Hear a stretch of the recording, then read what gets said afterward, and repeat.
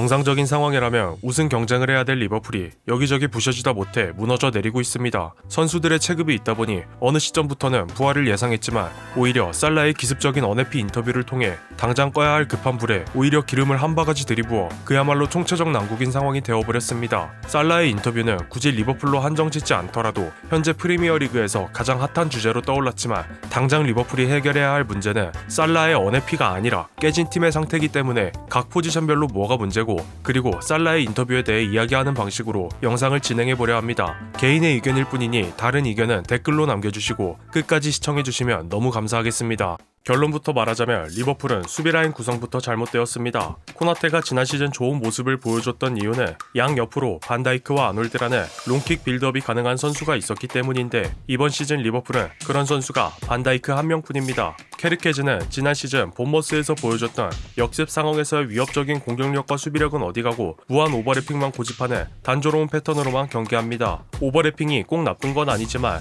때에 따라 유연하게 언더래핑도 섞어줘야 하는데 달려나가서 공격 전개도 안되고 대인 수비도 안되니 팀의 공격에 하나도 도움이 되질 않습니다. 사실 이 부분은 마땅히 좌측의 빌드업을 도와줘야 할 맥알리스터의 책임도 없지 않기 때문에 여기까지 하고 다음은 프림퐁으로 넘어가면 프림퐁은 조금 잘못된 영입이 아닌가 생각됩니다. 3백 체제의 라이트 윙백으로서 빠른 기동력을 살려 우측면을 장악하는 것이 프림퐁의 주된 임무였고 이 전진으로 인해 비게 되는 측면의 후방은 우측 스토퍼가 그 자리를 채워주었기 때문에 가능한 것인데 리버풀은 사정이 많이 다릅니다. 포백 기반의 포메이션이 메인인 리버풀은 풀백이 뛰쳐나가면 뒤가 없기 때문입니다.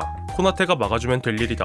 아놀드 때도 그랬다는 솔직히 코나테에게 너무 가혹한 말 같습니다. 안 그래도 케르케즈도 전진형 풀백에 가까운데 프림퐁마저 뛰쳐나가게 되면 흐라벤베르 또한 전진성이 강한 미드필더기 때문에 후방은 오롯이 반다이크, 코나테 두 명이 막아야 합니다. 아놀드가 있을 때는 로버트스, 아놀드, 반다이크, 심지어 알리송까지 롱킥 옵션이 있었기 때문에 풀백이 먼저 뛰쳐나가는 게 아니라 롱킥으로 먼저 배달하고 올라가는 게 순서였습니다. 요약하자면 풀백이 돌파 옵션밖에 없는 리버풀은 공격을 시작했을 때 수비 구멍을 메울 방법이 없습니다. 그렇다면 리버풀은 원하든 원하지 않든 공격이 끊긴다면 무조건 실점의 위험에 노출될 테니 한 번의 공격을 무조건 성공시켜야만 합니다. 나중에도 말씀드리겠지만 이번 시즌의 리버풀은 한 번의 공격은 고사하고 10번의 공격도 제대로 성공시키지 못하는 팀입니다. 물론 빌드업이 되는 수비수인 마크 게이의 영입 불발은 리버풀 입장에서 약간 사고라 볼 수 있지만 이게 이루어지지 않았을 때 코나테를 억지로 끼워 맞추는 게 아니라 게이가 올 때까지 안정적인 수비 라인을 구축하는 게 먼저였습니다. 저는 여전히 케르케즈, 프림퐁 등 리버풀이 영입한 모든 선수들이 아주 뛰어난 선수들이라 생각하지만 이 선수들을 하나로 묶는 것은 또 다른 문제입니다. 프리시즌에 좋은 선수를 영입했다고 해서 무조건 기대한 만큼의 퍼포먼스를 뽑아줄 거라 생각하는 건 슬롯 감독의 오만이 아니었나 하는 생각을 조심스럽게 말씀드려봅니다. 리버풀이 제대로 경기를 풀어나갈 수 없는 데에는 삼선의 부진도 큰 이유로 작용합니다. 특히 맥알리스터의 부진이 치명적이라 할 수 있는데 지난 시즌 혹사의 여파로 볼 수도 있고 프리시즌 약 2달 동안 이어졌던 부상의 여파가 지금까지 이어진 것으로 볼 수도 있습니다. 지난 시즌과 이번 시즌 맥알리스터의 지표입니다. 특히 눈여겨볼 수치를 빨간색으로 표시했는데 전진 패스, 드리블의 수치와 수비 지표가 하락한 것을 볼 수 있습니다.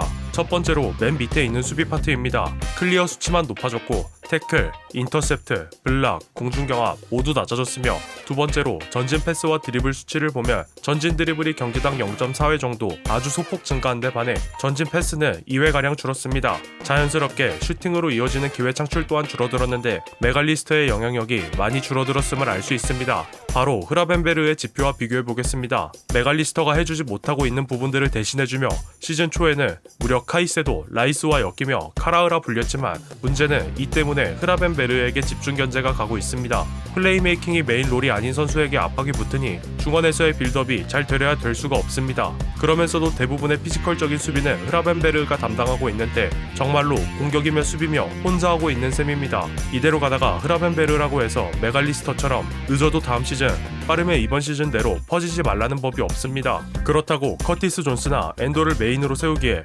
존스는 유리몸 기질이 있고 엔도는 수비적인 어빌리티에만 강점이 있습니다.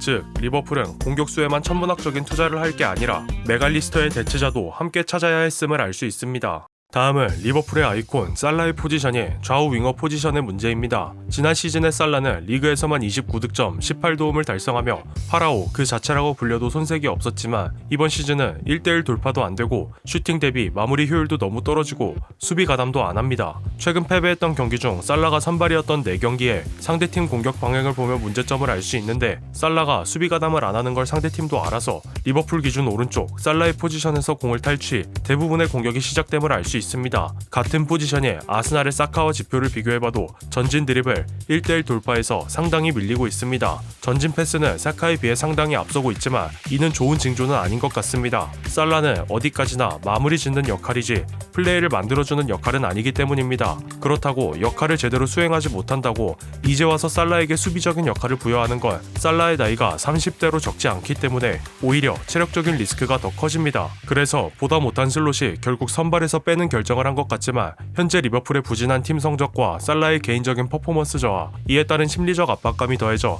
돌이킬 수 없는 언해피 인터뷰로 이어진 게 아닌가 생각합니다. 한편 각포는 살라보다는 조금 사정이 낮습니다. 프리미어리그 기준 15경기 4득점 3도움을 기록하고 있으며 좌측면에서 공을 잡아 박스 안 침투 이후 가마차기에 단조로운 매크로 패턴을 고수하고 있기 때문에 보기에 조금 짜증날 수도 있지만 이외로 지표는 무난하게 잘 찍혔습니다. 전진 드리블 수치에 비해 1대1 수치가 낮은 것은 윙어로서 측면을 흔드는 능력이 부족하다고 볼 수 있지만 킥이 워낙 좋기 때문에 찬스 자체는 꽤 잘 만들어주는 편이며 190cm가 넘는 좋은 신체 조건을 이용해 역압박, 수비 상황에서도 어느 정도 기여도를 보여주기 때문에 캐르케주의 언더래핑 장착을 통한 좌측면의 동선 정리와 각포의 플레이의 완성도가 동시에 진행된다면 꽤 나쁘지 않은 윙어가 될 것으로 보입니다.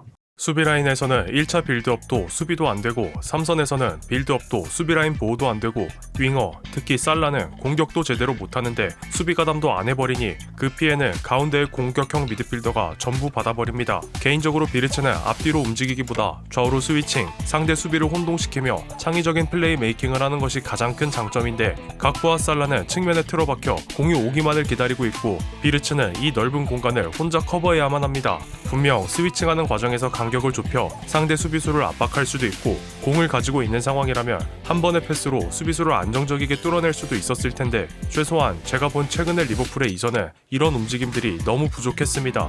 그렇다고 3선이 빌드업을 잘 도와주냐며 그것도 아닙니다. 맥알리스터는 살라와 비슷한 결로 폼이 망가져 있고 크라벤베르는 뭘 하고 싶어도 견제가 너무 심한 상황입니다. 결국 비르츠가 이 답답한 상황을 풀어주고 자신이 직접 플레이 메이킹을 해보겠다고 낮은 위치까지 내려와 빌드업을 풀어주기도 하는데 지난 시즌 맨유의 브루노 페르난데스가 공격 진행이 안 된다고 수비 라인까지 내려온 것과 아주 비슷한 상황이라 볼 수 있습니다. 즉 플레이 메이커가 박스 투 박스처럼 쓰이고 있는 겁니다. 최근 슬롯이 살라를 선발에서 내리며 소보슬라이와 비르츠를 2선에 동시 이용하기 시작했는데 살라가 선발에서 내려와 에너지 레벨이 확보된 현 시점에서 혹시라도 프림퐁이 복귀했을 때 라이트백이 아닌 윙어로 소보슬라이가 중앙 미드필더로 출전해 강한 킥 능력으로 전환 패스를 통한 빌드업을 할 수 있게 된다면 리버풀의 새로운 모습을 볼 수 있게 되지 않을까 기대해 보겠습니다. 공격수 또한 피해를 많이 입은 포지션이라고 생각됩니다. 에키티케는 팀이 좋지 않은 상황에도 잘하고 있으니 제외하고 아무래도 이삭을 중점적으로 이야기하게 될 텐데 프리시즌부터 리버풀로의 이적을 염두에 두고 아무런 경기도 치르지 않은 대가를 톡톡히 지불하고 있습니다. 출전할 때마다 보여주는 버스트 터치나 최근 웨스트햄전에서 보여준 좁은 각을 정확히 노린 가마차기를 통해 경기 감각만 충분히 끌어올린다면 리버풀의 정상화에 큰 도움이 될 것으로 보이지만 그 기간이 너무 길어지고 있습니다.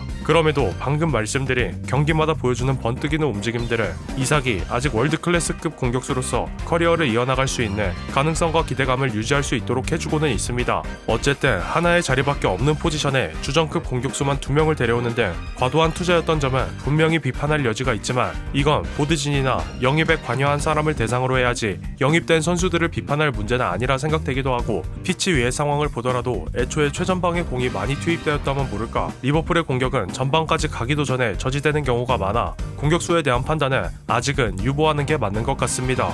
리버풀의 상황이 안 좋은 데에는 선수들의 책임도 있지만 슬롯 감독이라고 해서 책임을 피할 수는 없습니다. 앞서 말씀드렸던 폼이 하락했던 선수들 예를 들어 맥알리스터, 살라, 오버래핑 말고는 옵션이 없는 케르케즈 같은 팀에 해가 되는 선수들을 계속해서 선발로 기용하는데 막상 나올 때마다 좋은 경기력을 보여주었던 키에사, 엔도 와타루 등 벤치 자원들에게 중요도가 떨어지는 경기가 아닌 이상 출전을 보장해주지 않았습니다. 이는 기존 주전 선수들의 폼 하락을 가속화시키며 벤치 선수들은 경기 감각을 회복하지 못해 못하는 절대적인 악순환으로 이어졌습니다. 또한 메갈리스터의 부진을 대비한 플랜 B가 없었던 게 흐라벤베르의 혹사로 여실히 드러났으며 아놀드의 공백으로 인한 후방 빌드업 시스템 붕괴에 대한 대처가 전반기가 다 가도록 안 되고 있는 점들을 통해 슬롯 감독의 전술적 역량에 대해 의문을 품는 팬들이 많은 상황입니다. 아르테타는 문제가 있는 중앙 공격수 포지션에 메리노를 기용했고 과르디올라는 니코의 옆에 플레이메이커를 둘이나 배치하므로 아직 기량이 완숙하지 못한 니코의 부담감을 줄여주며 3선의 빌드업도 같이 챙겼는데 슬롯 감독은 이런 전술적 유연성이 아직까지는 부족해 보입니다.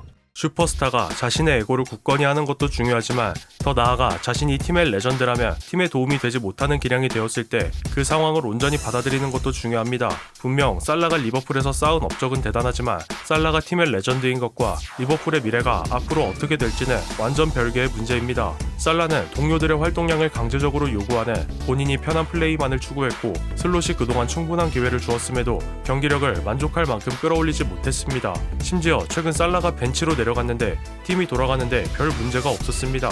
경기의 승패는 별개의 문제로 치더라도 소보슬라이와 비르츠를 통해 에너지 레벨이 올라가고 이는 살라가 없어도 젊은 선수들을 코어로 리빌딩이 가능하다는 실마리이기도 합니다. 분명 살라가 팀의 레전드로서 한 인터뷰는 그동안 쌓아온 업적이 있기에 이해도 되고 화난 감정이 어느 정도 공감도 되지만 스스로 노력해서 이 위치에 올라왔으면서 난 매일 내 자리를 위해 싸울 필요가 없는 자격이 있다. 혹은 난 경험이 많고 그들이 겪고 있는 상황을 겪어봤다고 하면서 정작 팀 동료에게 기회가 주어졌을 때 이해해주지 못하는 이율배반적인 태도를 보이고 있습니다. 어느 팀이든 팀의 레전드가 이러한 태도를 보인다면 해당되는 팀의 팬은 참 가슴이 아프겠지만 지금으로서는 살라가 리버풀에 남아야 하는 이유보다 내쳐져야 하는 이유를 찾는 게 더 쉬울 것 같습니다. 프리시즌까지만 해도 이렇게 무너질지 몰랐던 리버풀이지만 현실은 10위권에서 허덕이고 있습니다. 오늘은 리버풀이 무너진 이유와 살라의 인터뷰를 간단하게 리뷰해봤는데 어디까지나 개인적인 의견일 뿐 비난의 의도는 하나도 담겨있지 않으며 다른 의견 있으시다면 댓글 남겨주시고 오늘 영상은 여기서 마치도록 하겠습니다. 끝까지 시청해주신 분들께 감사의 말씀드립니다. 영상이 재밌으셨다면 구독과 좋아요, 알림 설정까지 부탁드립니다. 더 좋은 영상으로 보답해드리도록 하겠습니다. 감사합니다.